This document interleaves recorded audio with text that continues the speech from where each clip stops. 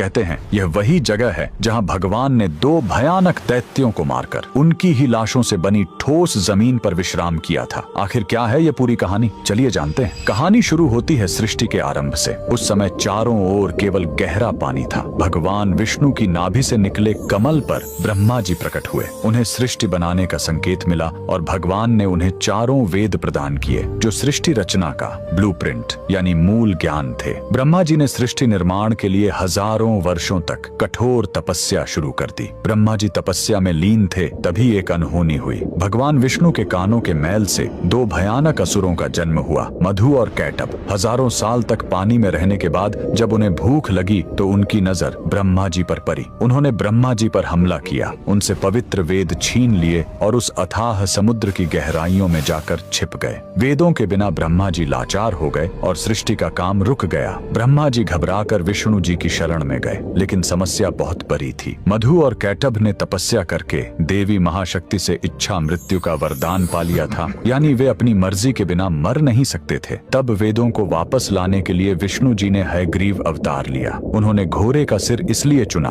ताकि उसकी तीक्ष्ण बुद्धि और सूंघने की शक्ति से वे समुद्र के उस घने अंधेरे में भी वेदों को खोज सके। भगवान हयग्रीव पानी के भीतर गए और असुरों से हजारों साल तक युद्ध किया, लेकिन वरदान के कारण वे मर ही नहीं रहे थे। अंत में भगवान ने अपनी माया से उन्हें मोहित किया और पूछा कि तुम्हारी मृत्यु कैसे होगी। असुरों ने अहंकार में शर्त रखी, हमें वहां मारो जहां पानी न हो, एकदम सूखी जगह। पूरी दुनिया में तो पानी ही पानी था। तब भगवान ने अपना विराट रूप धारण किया, अपनी विशाल जांघों को पानी से ऊपर उठाया और कहा, मेरी जांघें सूखी हैं, और वहीं उन दोनों का वध कर दिया। मरने के बाद उन विशालकाय दैत्यों के शरीर से जो भारी मेद यानी चर्बी निकली वो जम गई और उसी से यह ठोस धरती बनी। इसीलिए पृथ्वी को मेदिनी कहते हैं। युद्ध के बाद थके हुए भगवान हयग्रीव ने इसी नई बनी जमीन पर असम के मणिकूट पर्वत पर विश्राम किया। उन्होंने वेद ब्रह्मा जी को लौटाए और ज्ञान की पुनः स्थापना की। इसीलिए हयग्रीव भगवान को आज भी बुद्धि और तर्क का देवता माना जाता है। कमेंट में जय श्री हरि जरूर लिखें।